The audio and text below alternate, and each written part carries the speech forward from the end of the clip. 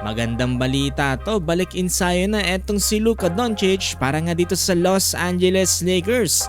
Ito halina't silipin natin ang ilan sa mga routine na ginagawa dyan ni Luka. Ito pang isang pinakamagandang balita, Austin Reeves posible na maglaro for Game 3 dito nga sa Los Angeles Lakers. Hindi nyo palalagpasin mga boss ang video na to.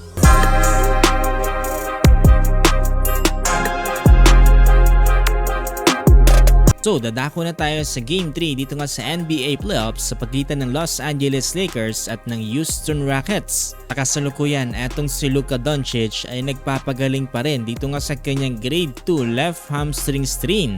For the first time ay muli nating makikita etong si Luka Doncic na nagkakaroon nga ng ilang mga drills dito nga para sa purple and gold. Magandang sinyalis to dahil mukhang nalalapit na ang paggaling ni Luka Doncic dito nga sa kanyang injury.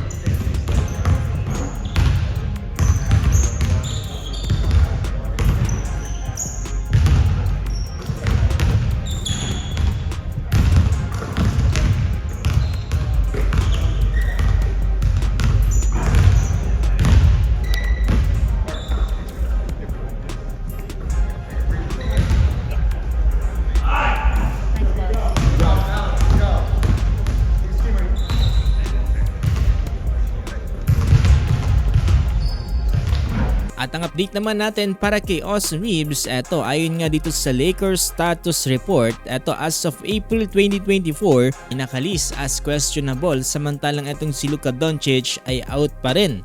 Ibig sabihin mga boss, etong si Austin Reeves ay mukhang mas better na ang kalagayan compare kay Luka. At posible na natin siyang makita maglaro dito nga para sa Los Angeles Lakers. Nagbigay update din etong si Coach JJ Redick sa kanyang other players at itong si Jake LaRavia nga daw ay may nararamdaman ng very minor ankle sprain. Pero wala naman daw nakitang problema dyan matapos ang MRI. Ngayon ay bumiyahe na etong Los Angeles Lakers papunta nga dito sa Houston for the Game 3 dahil gaganapin yan sa home court naman dito nga ng Rockets. Samantalang eto namang si KD mga boss ay mayroon namang panibagong injury na nararamdaman dahil eto ayon nga dito kay Dave McMenamin, etong si KD nga daw ay listed as questionable dahil nga sa kanyang left ankle sprain. So let's see mga boss kung ano nga ba magiging status dyan ni KD for the game number 3. So mga boss, makikisuyo sana ako sa inyo na paki-like itong ating video at paki-follow na rin itong ating page dahil malaking tulong na yan para sa ating channel. Maraming salamat!